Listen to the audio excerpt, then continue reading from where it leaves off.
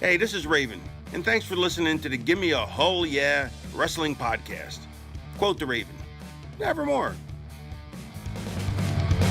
Hello and a very warm welcome to our news show This Week in Wrestling, where we break down some of the hottest news, give you our opinions on it. My name is Anne, and today I'm joined by my brother from a mother.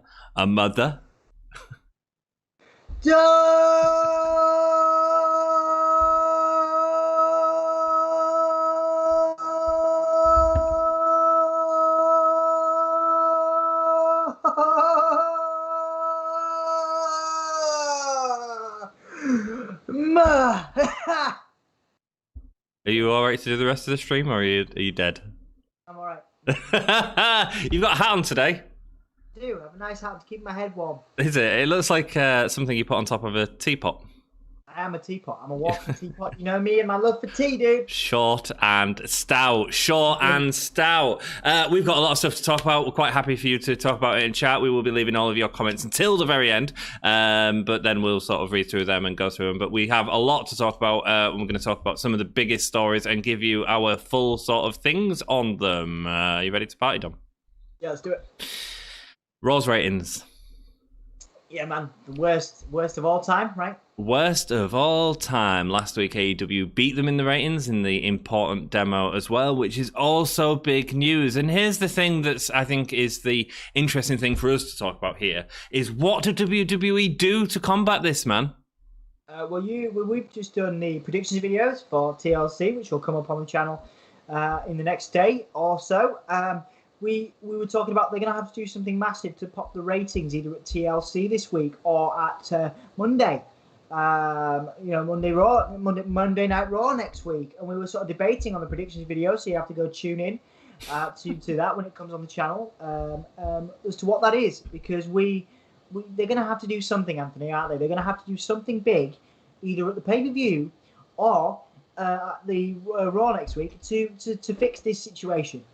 Yeah, here's my problem, dude. I think the something big is going to end up something really naff. This happened 2 years ago, exactly the same type of year, and I don't think it's going to be a repeat thing. I don't think we're going to see this every week. However, Raw is on a downward trend, ultimately, and it has been for years and years. Obviously, there's another company to compare it to, and that's why I think everyone's so shocked about this. But... yeah. Ultimately, they have ratings, which is cool. People are watching it. Here's the problem.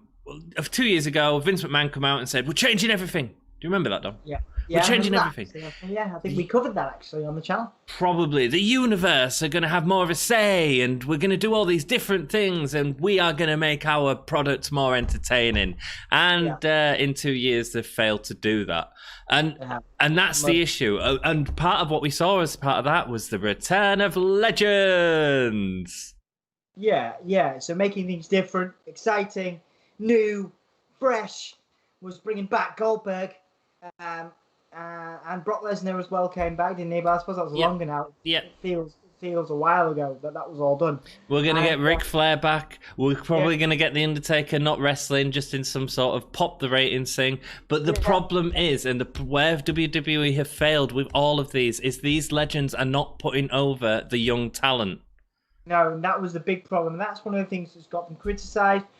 Year upon year, it had our colleague Ollie leave when Goldberg beat The Fiend. He stopped WWE for a period of time, and that happened around the world. That happened around the globe, ladies and germs, because people were not standing up. They were not taking WWE's S word anymore, and they were cancelling their networks left, right, and centre. And we, Anthony, me and you, have stuck steadfast, unfortunately. You're doing Raw, mate. You're doing Raw. Yeah, I do Raw now. Yeah.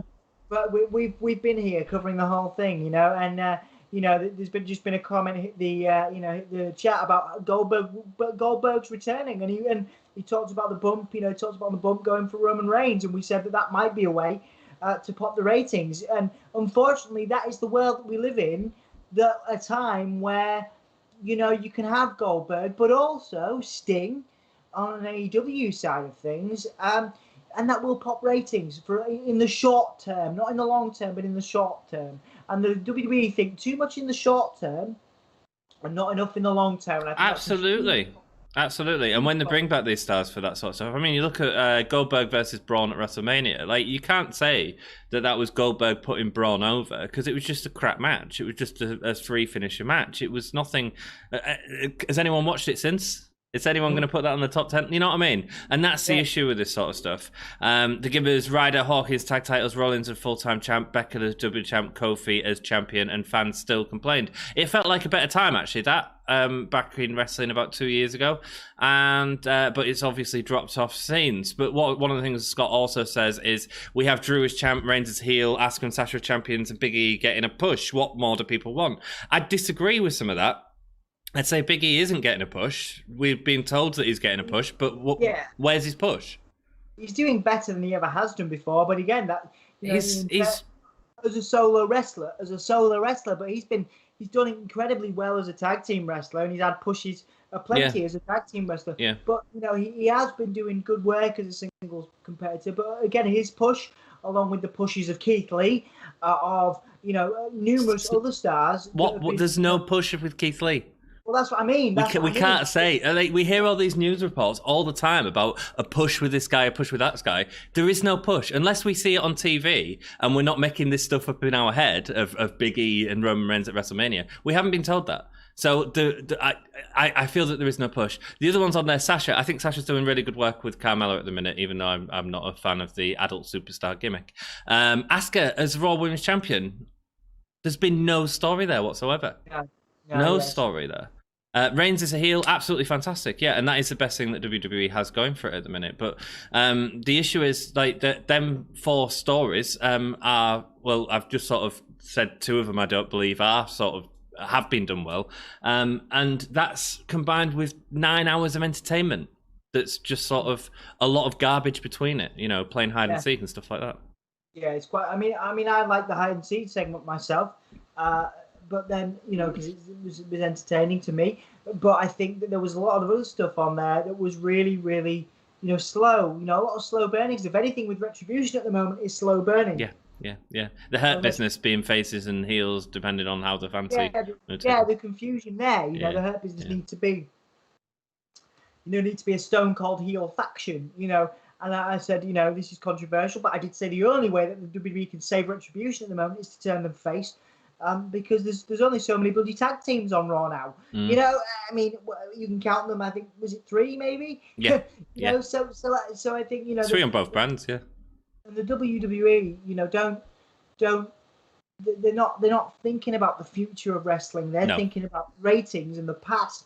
And the problem is, the people that were watching it in the 80s and 90s, except for diehards like me and you.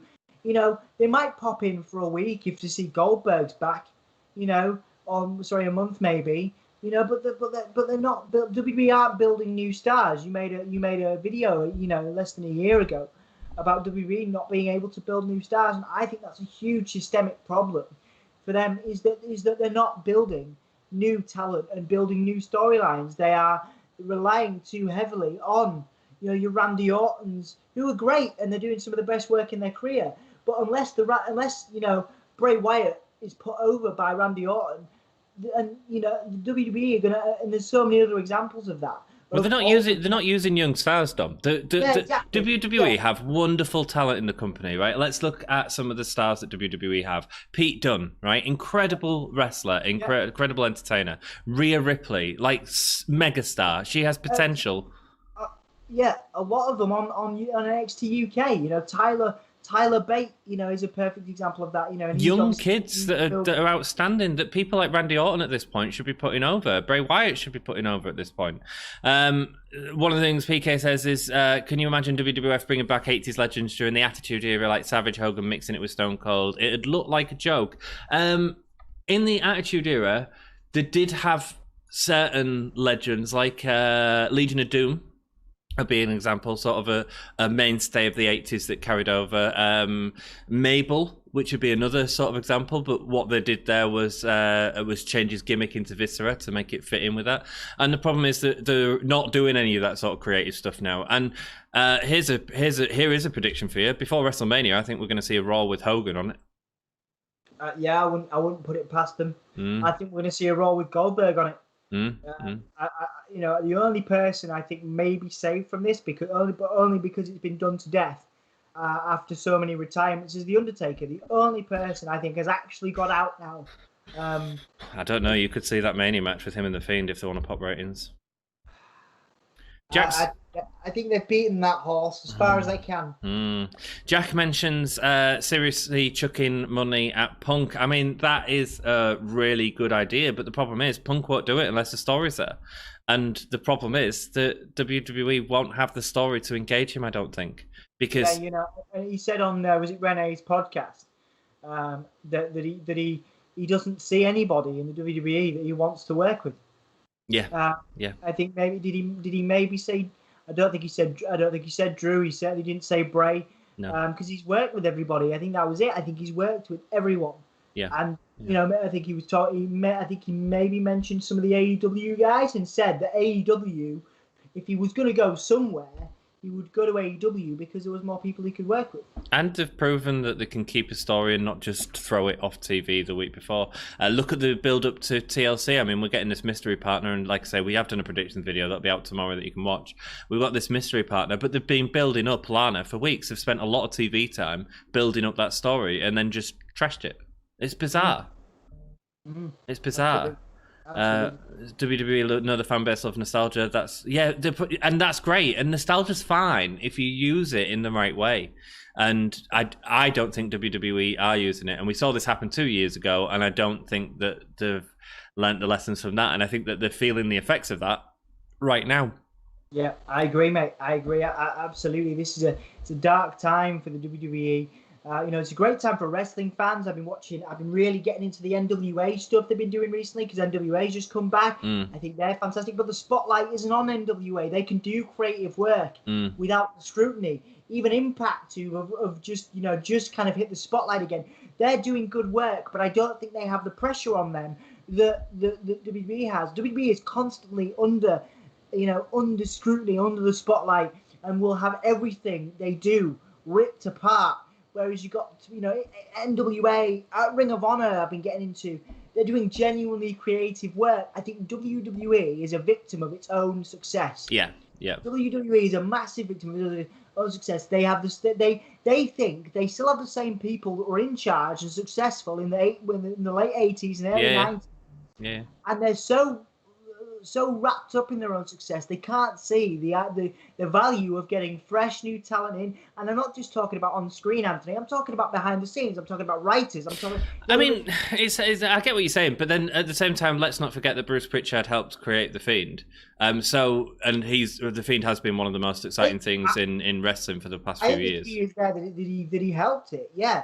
But then he's also been, people have also left WWE and said that he was instrumental in their firing, I think he Possibly. was one of the that led to the Good Brothers, and they had a lot of issues. But maybe that was the right decision. Let's be perfectly honest. I had the Good Brothers in there for ages. I had a load of Bullet Club members in there for ages, and all we got is 2 teasers in the 5 years that they was there. There's a story there. There's a cultural story there. They had the biggest T-shirt since sort of the 316 T-shirt with the Bullet Club and that sort of franchise. They had everything there, and they did nothing.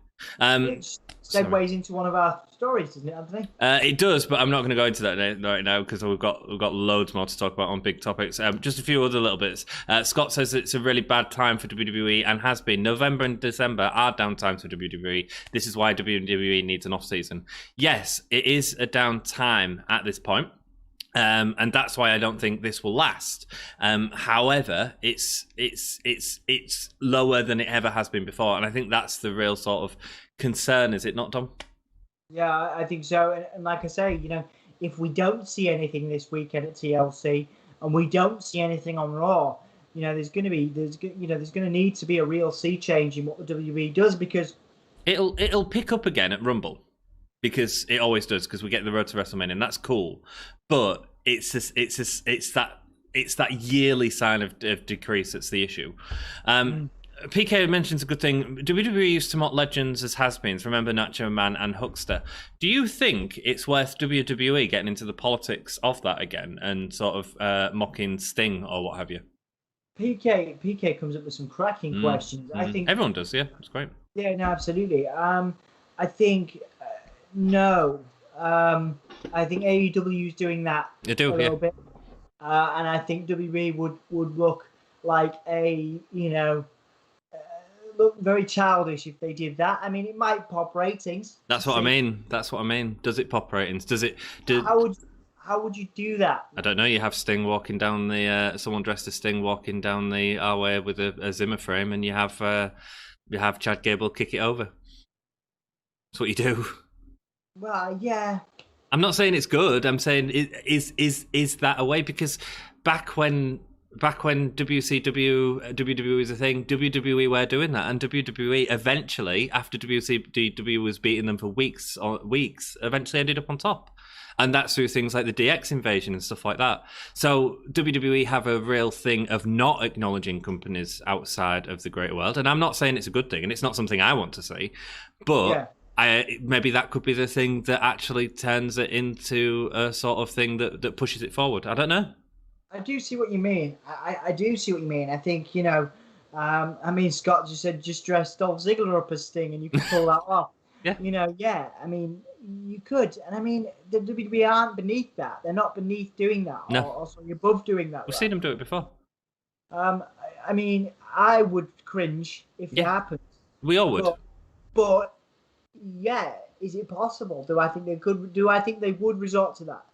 Do I think there's 70-plus-year-old Vince going thinking that that's such good S word behind the scenes? Yeah, I could see that. Yeah. And maybe it is the right thing. Like, we all complain about it as wrestling fans, but let's not forget, like, the infamous sort of DX invasion and stuff was all about stuff like that. So I don't know. Maybe that is the right answer. And while we'd cringe, or maybe laugh, I don't know. Maybe we'd laugh. To be fair, Impact have done that a little bit, since Kenny Omega's been there, referencing Josh Matthews and all that stuff and his history. So maybe that, and that has helped Impact's ratings. So maybe yes. Who knows? You know what I mean? It's a really stupid thing to say, Dom, and it sounds like a really bad idea and like something that we don't necessarily want to see. But maybe it is actually what we need. Scott says no crowds has hurt them significantly, and the constant changes is the biggest problem and the biggest problem is Vince. Yes, probably. The biggest problem they're going to have is we have entered the COVID era. And when we get out of that, are people going to return? You have all this. It's not like the 90s anymore. It's not like the late 90s. It's not like the 2000s. We have so much content at our fingertips right now. We have Netflix. We have Amazon Prime. We have YouTube. We have all this stuff just at our fingertips, and people are able to spend time on everything else. Are the people who left because of the COVID thing and said, "Oh, I'm not really enjoying this. I'll maybe come back to it later," are they going to come back? I don't know. There's so much good stuff to watch at the minute. Yeah, it's interesting. And you've got the in America, you've got the HBO Max thing with all the movies going straight to TV. People are going to be choosing other options on a Monday night, on a Tuesday night, Wednesday, Thursday, Friday. For the next, it's changed everything. Broadcasting is changing now, and I think wrestling won't necessarily be the top priority on people's watch lists when they're stuck at home. When they're stuck at home, people are gonna go, oh, there's a movie that I can watch right from my house that I would have had to pay for to go out to cinema. I can watch it in my own house. That's on a Monday night. On demand. Pause it while I go to the toilet. Pause it while we make tea. It's a completely different world, and that's the problem. Put Ant and Dom on commentary. No chance. We'd be awful. We'd just moan about it all the time, and wouldn't be part of the storytelling that commentary do at the moment. Join the Dark Order, Dom. It's Stone Cold's birthday. Give me a hull yeah, Dom. Oh, yeah! Didn't know it was Stone Cold's birthday, brother. Let's move on to our next big bit of news. JR, Jim Ross. has been going around saying bad things about wrestlers and the style of wrestling these days, the constant use of a big group of people, friends and enemies of the person in the ring, jumping out on top of them and doing the big spot where everyone falls over. What do you think on this, Dom? Yeah, I mean, if anybody has the right to say these things and has earned the right to say these things, It's Jim Cornette, right? it's Jim Ross. But this is exactly what Jim Cornette's been saying for years as well. Well, but Jim Cornette isn't where JR is. He's not the level of JR. No, he probably makes more money, to be perfectly honest. Yeah. JR is an amazing, has been an amazing talent on screen for decades. And I might be upset about it. I might be internally upset about it, but I'd be like, well, at least JR's giving me some tips and advice, and it's the way it's delivered, and I think I think it's the kind of thing, I think I've said it to you before. It's the kind of thing that I would have put in an autobiography. I would have finished my wrestling career and then said it in a book. But I think that he's maybe come under fire. I think, there was some news about, Brandon Cutler responded directly to it on Twitter saying that this match, we've got a 7-man match and we're all going to wait and catch people as they jump out the ring. All this sort of stuff. Yeah. And there's also, the problem is with JR, I think he feels like he has the right to say that. And I think he does. But the issue is he's working with a company at the minute that is just as guilty as every other company of doing that at the minute. Yeah. It's a high spot for crowds, and so I get it. There was a time about 3 years ago that Roman Reigns was doing it every week, man. Like, there'd be a cluster of everyone from the locker room and he'd do it. And look, visually, it looks great, but you're right. He's completely right. It's the same thing all the time. And actually you're not having that sort of mat-based storytelling anymore. It just becomes a bit silly, and we can see the spots. We can see it happening now, and I think Jim does have a really valid point. Do I think he should have said it while in the company? No, not at all. Not. That's what I was saying. I think after he finished his wrestling career, it would have been the perfect time for him to say that. Yeah. He's picked the wrong time, and that's the situation. I think he has every right to make those criticisms. But it's not something that I would have done while still actively part of the roster. Yeah, and I think there's a balance to it as well. I like in our Wrestling Rewind series, right? We've gone back and watched some of these matches and gone, Jesus Christ, this is boring, right? The wrestling from the 90s and 80s wasn't all great. Jim Cornette was wrestling a Teenage Mutant Ninja Turtle, yeah? Some of it was absolute garbage, and actually some of the sort of lock-up matches were rubbish, and I think wrestling has evolved, and we've got some wonderful technical wrestlers right now, like Zack Sabre Jr., Daniel Bryan, all this sort of stuff. One of the things that JR said in this comment was the DDT is a finish instead of a spot, which it is now. The issue with that is Jim Ross has been in the industry for 20, 30 years. The DDT has been killed for a long time, Dom. This isn't a recent thing. No, I love a good DDT, man. Yeah, but it's been killed. It's not a finisher anymore. It's a move in a match. A Hurricanrana is not a finisher anymore. It's a move in a match. A super kick's not a finisher anymore. It's a move in a match. But that ain't new. That's been around for years. When Jake Roberts was doing a DDT, it was absolute dead and done. And so I think, while I think JR's right to a point, I think that saying that, you could have said it 20 years ago as well. No, I understand. Again, I think it just comes down to, I can see what JR's saying, but it should have been said at a different time. I understand his point of view. Maybe some people backstage at AEW will learn from that and will take on board what he's saying. But I imagine JR's having conversations with Cody as to why he said that. And I imagine he's having conversations with Tony Khan as to why he said that and justifying it. Yeah. But I think their point of view will be, well, JR's from a different era and a different time. He is the voice of wrestling. He is the voice of sports entertainment. The biggest issue with what JR said is he put it to a direct company. and it was the company he was working for, as opposed to talking about it in wrestling in general, because every wrestling company is guilty of this. But yeah, do you get what I'm saying? Yeah. And let's be honest, what's the most devastating finisher in wrestling at the minute? Are you asking me to be sarcastic? No, I think there's only one. I think you could maybe argue two, but there's only sort of one real definite ultimate finisher in wrestling, and that's a one-winged angel, which is part of AEW's company. There's been one person that's ever kicked out of the one-winged angel, which was Kota Ibushi. Yeah. Yeah. And that's within AEW. I mean, you also have things. I do think like the mandible claw is still. People get out of it, mate. Yeah, but it's still considered a devastating finisher. Yeah. And you could still make the argument that it is. Very few people get out of it. Yeah, I think it's changed. I think I quite like what Britt Baker's doing actually with the dentist thing. I think that's cool. But yeah, anyway, going off topic a little bit. But yeah, that's what I'm sort of saying is the most devastating finisher within his company, because he did mention DDTs and super kicks and stuff is within his own company. I think the other argument you could maybe make could be for the Claymore. I don't know if anyone's kicked out of that recently. I think Randy Orton might have done. Right, and they have done in the past. So yeah, cool. Have we got any? JR's point is that the DDT looks like it isn't being done properly if guys aren't going down for it. Agreed, man. Agreed. I disagree with JR on DDT and Superkick because he is saying science is wrong or wrestling should not look real because in MMA people can take more damage than they used to. Yes, things have changed, and I think he's wrong and right at the same time.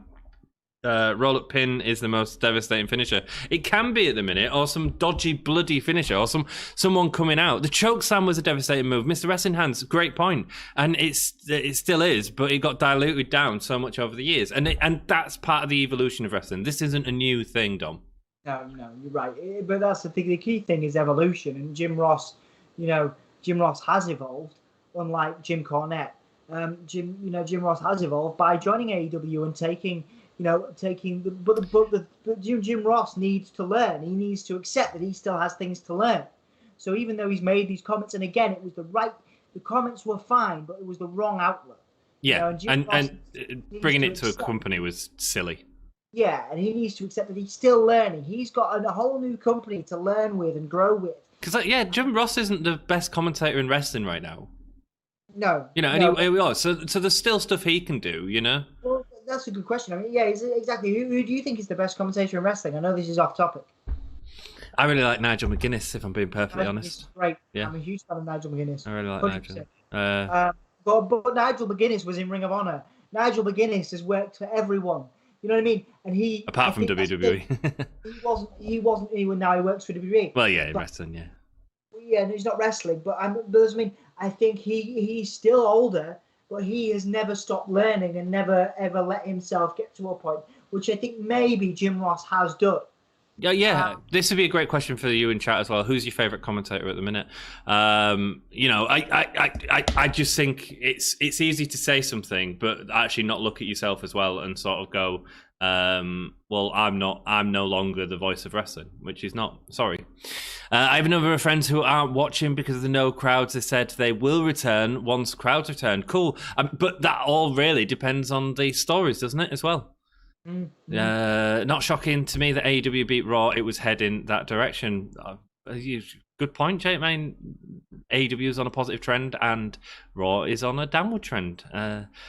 Anton Dom would be like JR. Tell Vince you saying because he's still living in the Hogan era. He is. Jim Cornette refuses to adapt or die. JR knows his stuff because a lot of wrestlers use the same move over and over again to make matches less competitive. Yeah, but look at a Hogan match from the 80s. It's exactly the same thing. It was the same. It wasn't entertaining actually to go back and watch because it was so undynamic. I mean, the story was there, the character was there, but wrestling wasn't there at all. Yeah. The leg drop was a finisher. Guys from JR and Cornette's era think a wrestling match should be treated like a real life fight, ignoring the fact that everyone knows it's choreographed. Absolutely. There is a point of that, Dom. That's a really interesting question.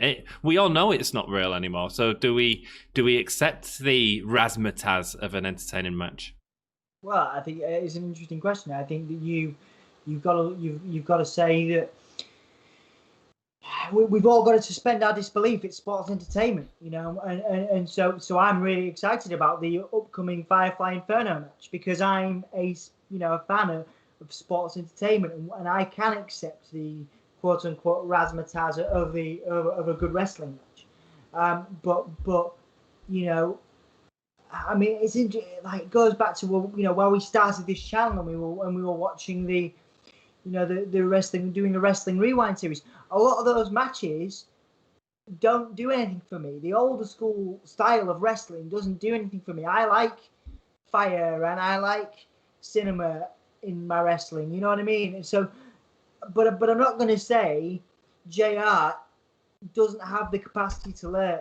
Unlike Jim Cornette, I think JR has the capacity to develop, to learn, to grow. But again, going back to the point where the point of the topic of conversation, I just think that JR is maybe still a little bit stuck in his old ways, and he needs to learn. He doesn't need to do anything, I suppose, but he has shown that he can learn and develop. Otherwise, he wouldn't have joined AEW, Anthony. Yeah, absolutely, Dom. I've lost all the comments off my screen. This is real annoying. I have no idea what. I think we're still live anyway.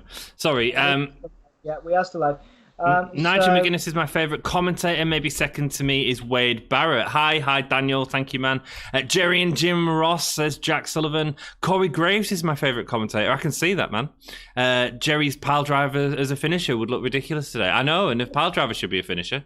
I don't know. Pile driver is a great finisher, I think. I think it is, but it's gone. Okada's Rainmaker finisher looks stupid, but is declared a monster of a finisher in New Japan. Absolutely. Again, another thing that only very few people have kicked out. Tell Stan Hansen his clothesline looks stupid. He broke San Martino's neck with one. Yeah, man, absolutely. Daniel, I hate the overused gymnastics, but what I'm saying is it doesn't matter how long you've been in the business. You still have to make wrestling look like a real sport, in my opinion. It's a really valid point, Jake. It used to be complicated and fine. Fans and guys wanting to be spot monkeys. Yeah. Dom is 100% right about suspending disbelief to enjoy wrestling. But when you stand outside with your opponent and not fighting, you're just standing next to each other, looking at the ring, waiting to catch someone. What am I supposed to be believing? Yeah, I see that point, yeah. It's really interesting, isn't it? And it's great to hear all your comments, dude. Sorry if we don't get to them all and stuff, but Macho Man Randy Savage had more charisma and more talent than Hogan. How the classic match at WrestleMania 3 with Ricky Steamboat for the IC, it just sucks that Vince didn't put enough faith in Savage. I can see your point in that, man. I agree. I can see that too. Yeah. Cool. Let's move on to the next story, Dom. I can't believe I've lost my comments. I don't know how that's happened. Let's go on to the... WWE have asked the writers to come up with a list of people who are... in the company who are being underutilized, underrated within the WWE. And we have a list of a couple of names that these writers came up with. This is quite interesting. So who did they say, Dom? Have you got the list? It was Cesaro, Angel Garza, Chad Gable, Carmella, and Peyton Royce were on nearly all of the lists of the writers. The writers were asked to come up with a definitive list of underrated stars, and the ones, like I said, that were nearly always on there was Cesaro, Angel Garza, Chad Gable, Carmella, and Peyton Royce. Interesting list, Anthony. Yeah, I mean, I was talking a bit to Botch Guy about this yesterday. The Cesaro thing's quite interesting because we all say about it, but would he draw as a champion? I think so, yes, in the short term. I don't think so. I think so. He would in the short term, in the same way that Daniel Bryan did. I don't think he'd get that push behind him. Not that level. That's what I mean. I think if you gave him a shot for a short time, it would be a big deal. But you're relying on fans getting behind him as opposed to, and I think the hardcores would, but I don't think the casual fan would. Yeah, I mean, we're not in a situation where we can predict this. Obviously, with the prediction videos we do, there's many times where me and you argue about what I think and what you think. And argue? But I think if we were in a situation where, Cesaro was facing Roman Reigns, I would argue, depending on the build, that Cesaro could win that. I don't think that'd actually sell pay-per-views. Well, I disagree with you in the short term. I'm not saying it's a 6-month-long plan, but maybe 2 or 3. I think Cesaro could do very well. But we're not arguing that because it's not happened. But I would liken Cesaro. Cesaro probably has about as much chance now of winning a championship as they probably put faith in Eddie Guerrero back in the day. Eddie Guerrero. Nobody ever thought Eddie Guerrero was going to be a champion.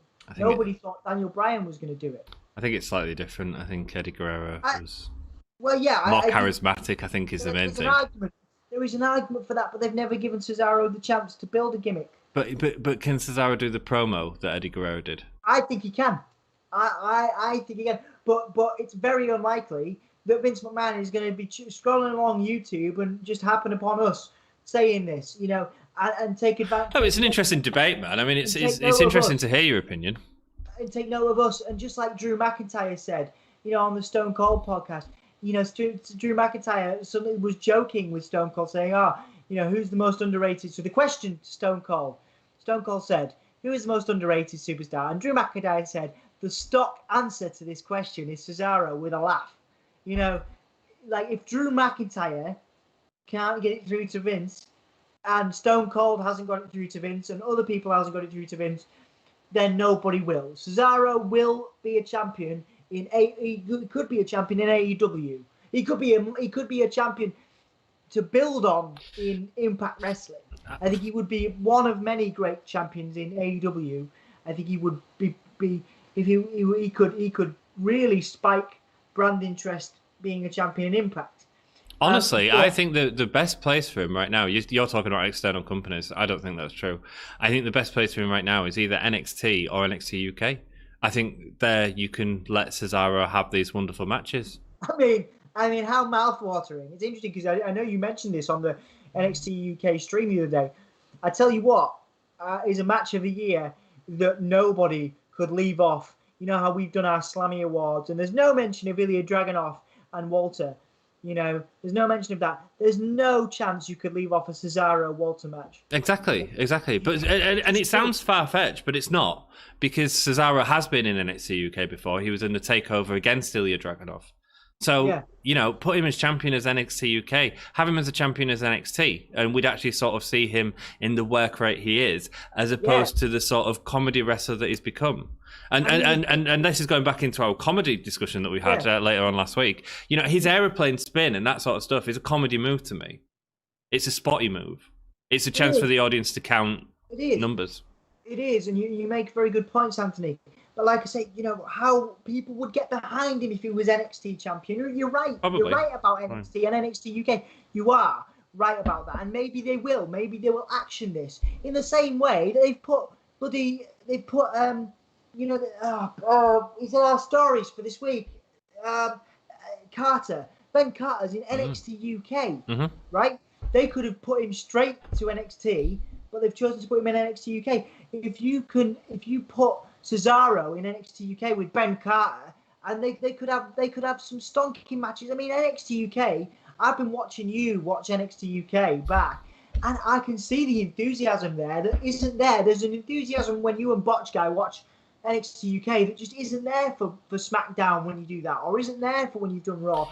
So maybe you're right, going back to the point, maybe you're right, Cesaro needs, more than anything, to go to NXT and fight Ciampa, or needs to go to NXT UK and fight Walter, and that would be the reinvigoration that his career needs, and maybe the secret ingredient to Vince and, more importantly, Triple H for the future, taking him seriously. Yeah, maybe so. I think there's an element, though, that he's been with the company for so long and not been taken seriously. I don't know if they can turn it around on main roster yet without doing a dramatic move like that or something like that. One thing I did want to say before we moved on. Is they clearly have a lot of stock in him.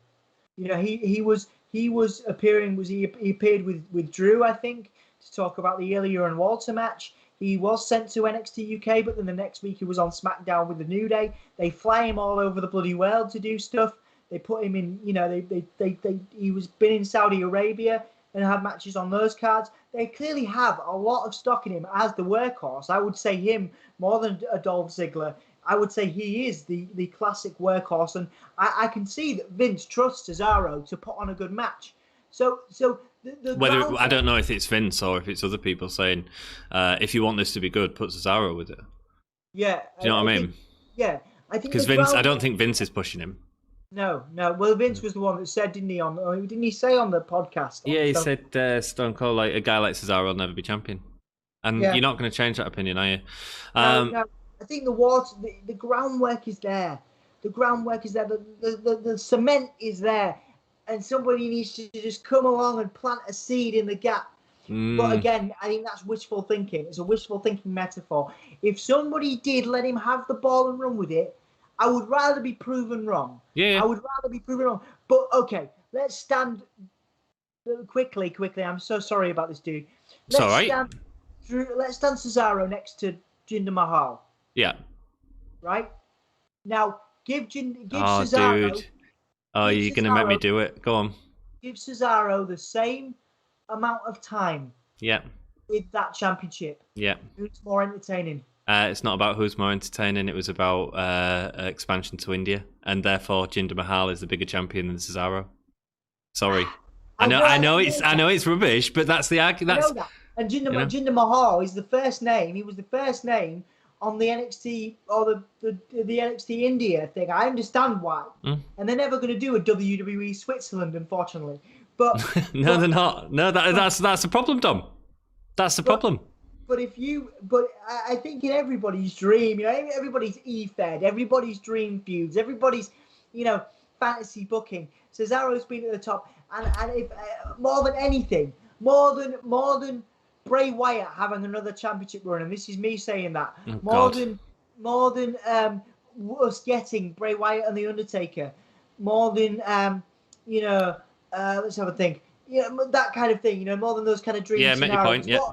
More than us getting a Sting versus Darby Allin match, I want to see Cesaro have a 3-month window at the top of the card just to see. I'm really sorry. I don't think it'll draw. I don't think it'd draw money. But that's what I mean. I'd rather be proven wrong. But I don't think you would. No, I don't want to prove you wrong. I think Cesaro is a wonderful talent. I'm not having a go. I just don't think he draws money in a main event scene. We're going to move on slightly because we do have opinions. Mikey's joined us. Hello, brother. Eve, Riot Girls of Wrestling. Dude, this channel is amazing, right? Free wrestling on YouTube. Yeah, we sometimes cover it on a Wednesday night when I'm not sort of panicking about getting stuff done. A wonderful channel. If you are in chat right now, please go and like their channel. Free wrestling during lockdown, and it's wonderful wrestling. It's a full female company who are doing stuff and wicked. So thank you so much for joining us, Eve. It's awesome to have you here again. And also, the person that runs this YouTube account is very knowledgeable on wrestling in terms of worked in the industry for a long time. So it's a pleasure having you here, my dude.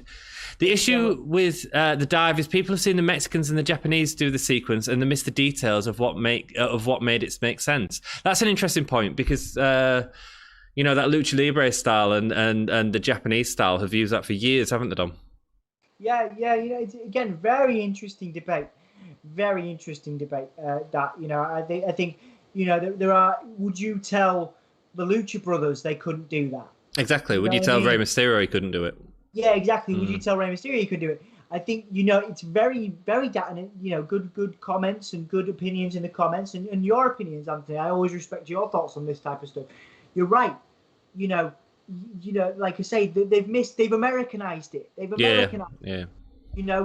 You don't see a lot of dives in NXT UK and British wrestling, but you do see it in Mexico, in Japan, and they've Americanized that. And it's become too predictable. That's the problem. They've Americanized everything, and that's sports. They've made it into sports entertainment. And I think that you have to go to Ring of Honor to Ring of Honor more than NWA, because NWA is very much very mat based. In my opinion, and this is just my opinion, you have to go to Ring of Honor to see that stuff done well, because you've got indie guys who have trained for years, and quite often they've missed or they've not fit the sports entertainment mold, but they can still wrestle incredibly well. You know, the only American company I've seen recently that do the dikes and pay respect to the the Mexican and the Japanese way of doing it is Ring of Honor. That's just my. You're loving the Ring of Honor at the minute, aren't you, man? Yeah. Eve Wrestling continues. So they copied what they thought was happening and missed the details that made it make sense, and then the indie generation copied them, and so on and so on. I mean, yeah, fascinating insight there, my dude. Fascinating insight, and I agree. It's not. It works when it's done right, and it's so often not done right, unfortunately. And it's not just the wrestlers as well, Dom. I'd also say there's an element of filming and film production that causes that to be an issue as well, in terms of how we're being presented these spots all the time. Jeremy says, Cesaro, I don't think would draw as a world champion. He needs to be on the card, but not a top part of the card. His promos are trash. That's a big part of it. Kofi is underrated, says Jack. It's the same as the indie standoff. People saw RVD and Jerry Lynn do it, wanted to copy it, and missed on what made it make sense. Great point. Cesaro is super strong, technical wrestler, and tall, and they're not apart from his accent and him being from a different country. But is that important? I mean, Jinder Mahal can talk much better than Cesaro. Sorry, in my opinion. I don't think Cesaro's accent. I think it doesn't affect. I think it doesn't affect him at all. He's very Americanized. He's become very Americanized over the last. I don't know about promos, man. I think you give him the ball, and I think there's a lot of comments I've got, at least on my section of the screen. Jeremy and I are going to be respectfully. Obviously, I'm very grateful to have Jeremy as part of the community, but I think his opinions. Could you see Cesaro as a leading man in a movie? I could see him. Yes, I could. I could if you gave him the right platform. No, I couldn't. Absolutely, you could, but he's never going to get these platforms. Daniel Price makes the Jason Statham comparison. I think it's a very good comparison. I know, because of the charisma, man. I'm sorry. Again, I don't. They look similar, but that doesn't give Cesaro the charisma that Jason Statham's got. I think, like I say, I don't think he's been given the chance. I think if you gave him the chance, a year ago, we were talking about this. You were saying, and I was probably saying this about Bray Wyatt. What? What was the saying? He wasn't given the right gimmick, that he had no personality. Why have we brought this to great Bray Wyatt? Bray Wyatt sucks. Here's a good one. PK, Cesaro should be a good old-fashioned flag-waving foreigner heel. Actually, I think that could work really well.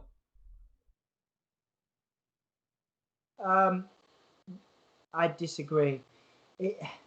Cesaro is the fans' wrestling champion. If he is going to get over, then they'd need to do something different. He couldn't just carry on being the sort of bland thing that he is now. And wonderful matches and a wonderful talent and not getting the opportunities within WWE aside, his character has become bland. I think you give him the chance. He would show us. He would show us all up. Daniel says they've emphasised too much on the market on flashy guys, so Cesaro is not pretty enough. Well, there's an argument for that, 100%. Except Bray Wyatt's the leading merchandise seller in WWE right now, and he's not pretty at all. Yeah, but he's got that character. That's what I mean. They need to do something with him. Maybe the foreign heel thing's interesting. If you gave Cesaro a character change in the same way that Bray Wyatt has, the sky's the limit. Yeah, but I think classic foreign heel would be good. I don't know. Eve makes a very good point. Eve, right, as wrestling makes a great point, which I'll let you get to. I'm very much in agreement with the way Eve frames it. Cesaro was with Paul Heyman. What bigger push can they do? Well, yeah, but they lasted 2 minutes. They dropped it, didn't they? Well, yeah, but isn't that the problem? That's what I'm saying. They turned the Briscoes down from WWE because they were too ugly. Man, the Briscoes are beautiful. Until Airport's flights open, normally Cesaro can't do NXT UK. Absolutely, no, I completely agree. But he could do NXT. Yeah, he could. Well, he could do NXT UK. I think he could do NXT. Sorry, what was the point about that? Sorry, was it about visas? The flights can't open up at the minute because of COVID. Yeah, good point. Yeah. But they've been flying. They flew Pete Dunne over. Yeah, it's very. I mean, look, and I've said this before on the podcast, and I'll say it again. I don't think people give WWE, AEW, any of these companies enough credit for allowing people to stay at home to look after their own mental health and be with their families and stuff like that during this really crappy time that we're in the world. You know, I don't think any of them get that sort of positive feedback enough. We love bashing all these companies, but actually, look, they've Pete Dunne's gone, but that not everyone's had to. Do you get what I'm saying? Yeah. You know, that's massive. That's big for mental health as well.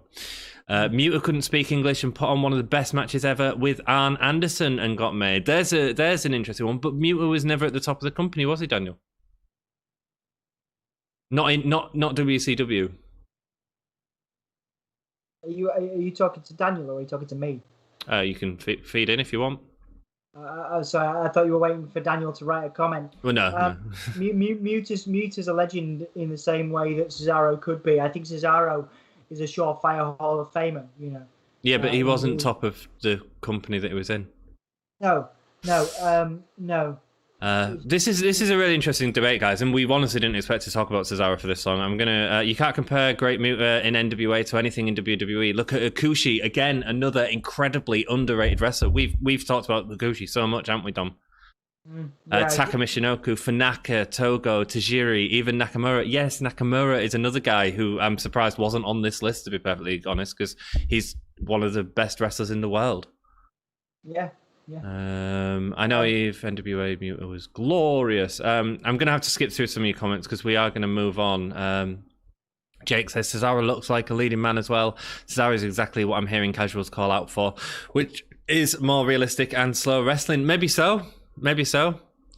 Eve's right, girls are wrestling. Without Cesaro going away for 6 to 12 months and getting a full repackage, nobody will accept him as the way he's been presented as a mid-carder for so long. Like, why could he all of a sudden beat people? Absolutely agree. They need to do something. I agree. He needs a repackage. Hello, Yuri Butler. Hello, my dude. That's exactly what I'm saying. What are your thoughts on Cesaro? Sorry, we've sort of. I've gone to the bottom of the comments because it is great that you're all having this sort of conversation about Cesaro, but this isn't just about Cesaro. That was a much longer segment than I expected. Who else was announced as the underrated talents in WWE? So you had Peyton Royce in there, and obviously Peyton Royce is one of the rumoured people to return at TLC to team with Asuka. Peyton Royce is great. There was Chad Gable as well. I've been a big advocate for Chad Gable. Let's stay on Peyton Royce for a second. Here's the issue, man. Gone from a tag team. Yeah, great character tag team. One of the best character tag teams they had in the sort of division. She's gone into another tag team with Lacey Evans where they have absolutely zero chemistry. What are you going to do? Put her in with Asuka now? Are you kidding? Yeah, it's like, do you know what I mean? Sort of a hodgepodge, yeah. Yeah, it's just a hodgepodge, man. Yeah, I agree. Peyton Royce needs to be given a chance, and this is my issue from the start when they put Lana in that spot. Lana has been working really hard. I respect that completely. WWE have so much talent. They have so many incredible wrestlers that they could be doing Lana's story with, but with them. Peyton Royce, in my opinion, is a better wrestler than Lana, okay? Yeah. Why not give the exact same story to Peyton Royce? And then they wouldn't be afraid of the outcome of it. Part of me thinks the reason they've taken her off the card on TLC is because they want to make sure it's a good match and they don't trust Lana with that. But why push her in the story if you're not going to do the payoff? Yeah.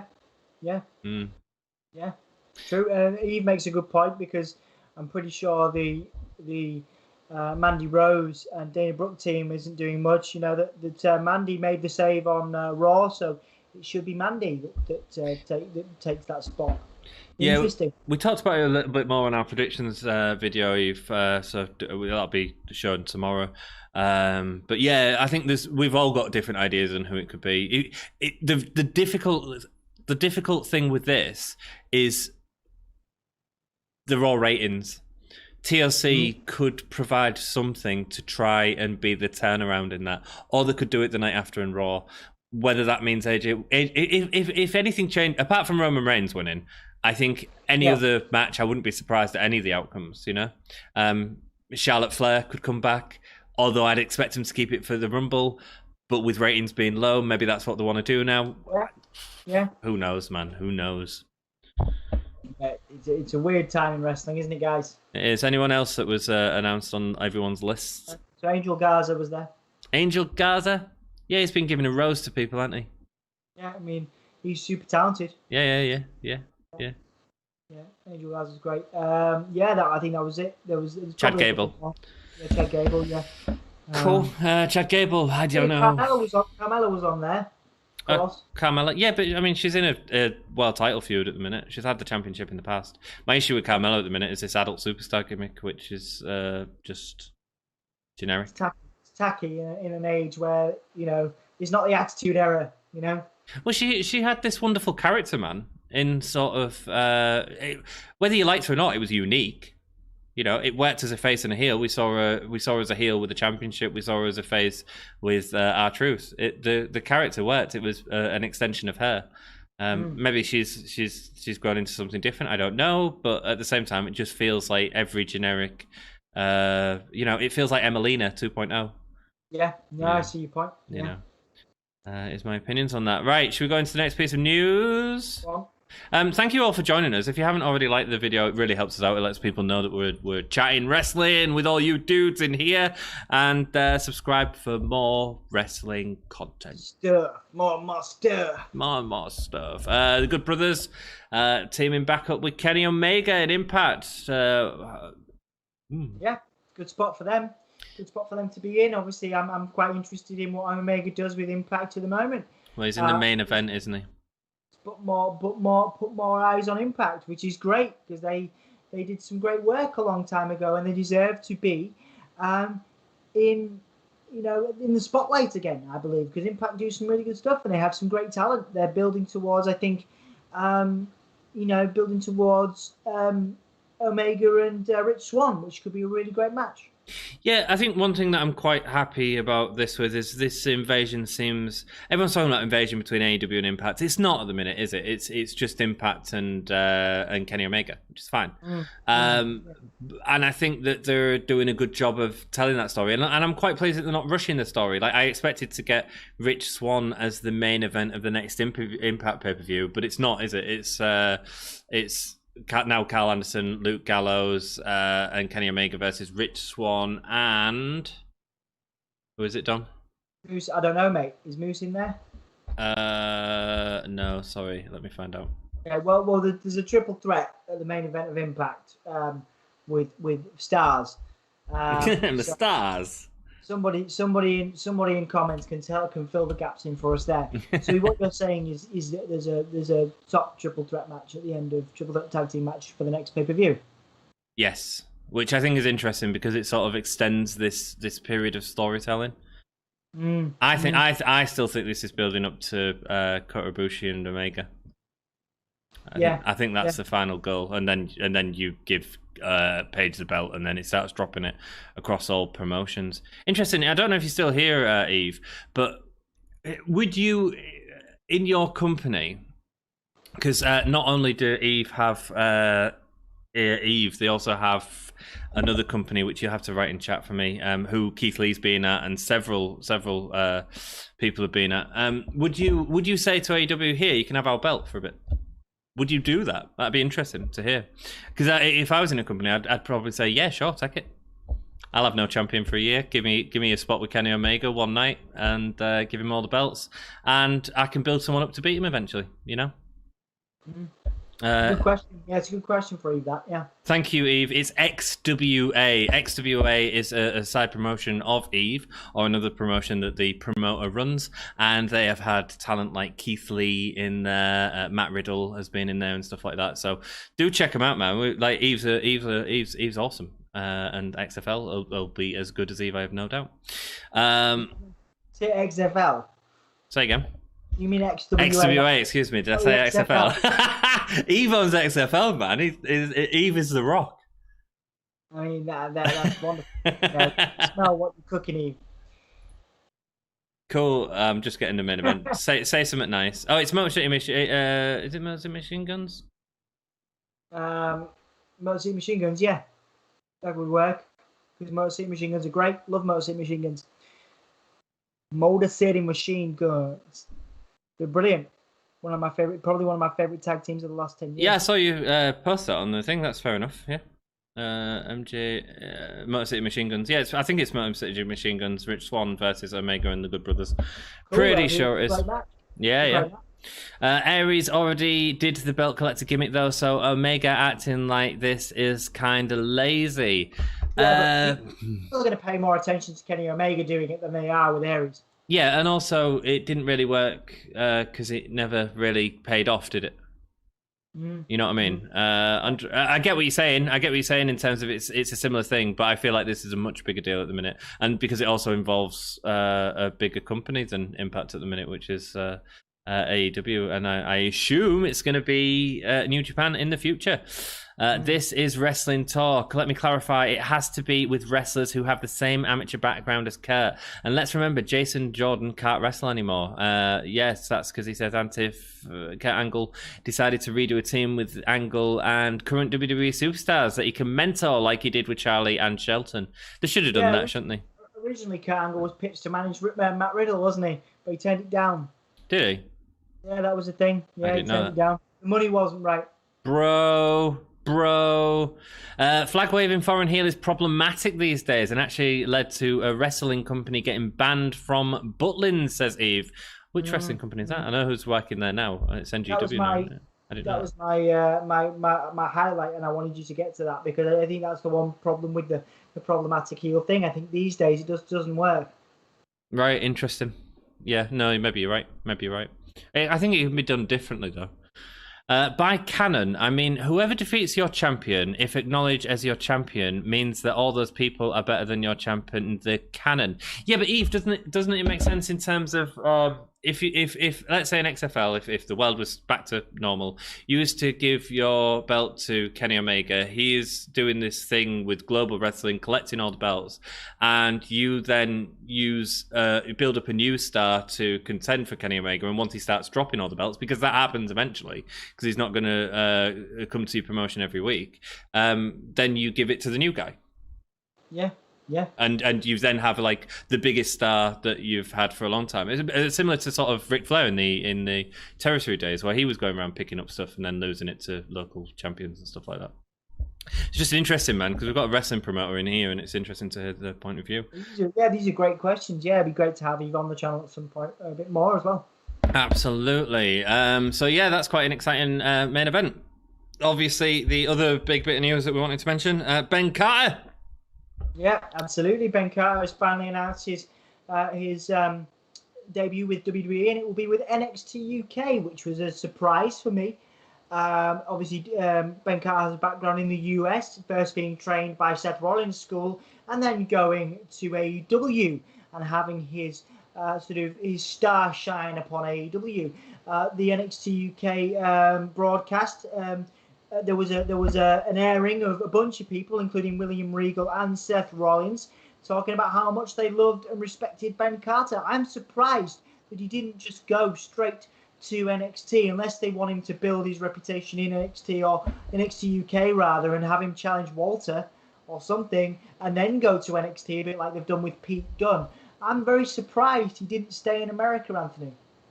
I'm surprised he didn't stay in AEW, to be honest. I thought they could have done more with him and were really sort of giving him the push, but obviously he's chosen to go with WWE. Good for him. I'm sure it'll make him happy. NXT UK feels like a good spot for him. A local lad from Leeds. That's not far. A stone's throw away from us for all you Americans. He's definitely not from Leeds, mate. Where's he from? He's from Chandler. It's definitely not from Leeds, I'll tell you that for nothing. Okay, so welcome to the Wrestling Podcast, where our facts are all wrong. Don's going to find that out for me. No, I think he's wonderful. I think he's a cracking wrestler, and I think there's my worry after that Ilya Jersey. Thank you. Cool, yeah. My problem with NXT UK at the minute, when Ilya Dragunov lost that match, is I was really concerned about who could be built to actually bloody take this belt off Walter. And then the week after, they brought Rampage Brown in as well. So I think there's a couple of interesting stories that you can tell there, build them up in the right way. And I think Ben Carter could be a really dynamic part of that roster. Obviously, they've still got Mark Andrews as well, who I think hasn't been given the push he deserves yet, because he's been sort of working with Flash Morgan Webster. I assume that's to sort of get Flash Morgan Webster up to ring speed a little bit quicker, I think. And I think that was the right decision. But actually, I think Mark Andrews can stand on his own 2 feet as well. So interesting times for NXT UK. Like I say, we do hang out in the hang out and watch it together. So if you fancy joining us, that's awesome. Eve Wright, Girls of Wrestling, All-Star Brian Dixon is mates with the owner of Butlins.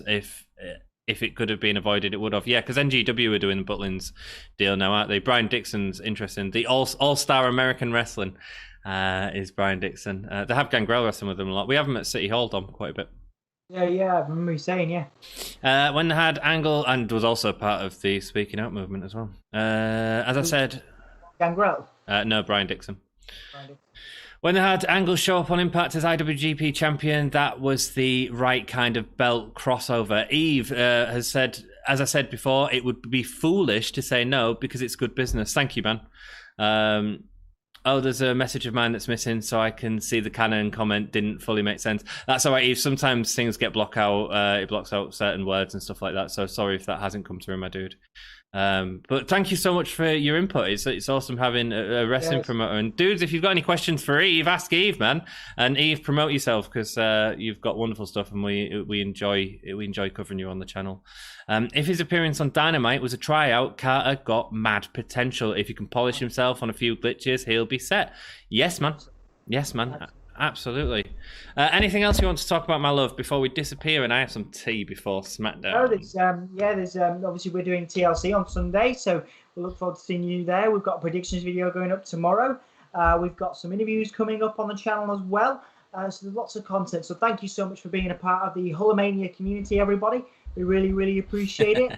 And Anthony's going to be back with you soon with SmackDown. Can't bloody wait.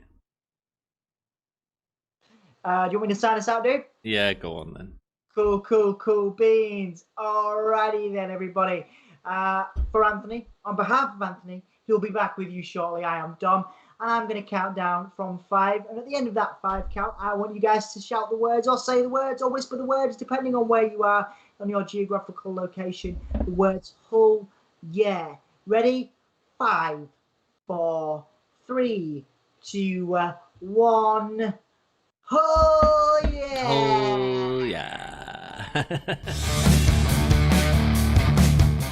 This is the hardcore legend Mick Foley. Well, hello and welcome to Give Me a Oh Yeah. I hope everyone there, right there in Yorkshire, is having a nice day. Bang bang! Have a nice day.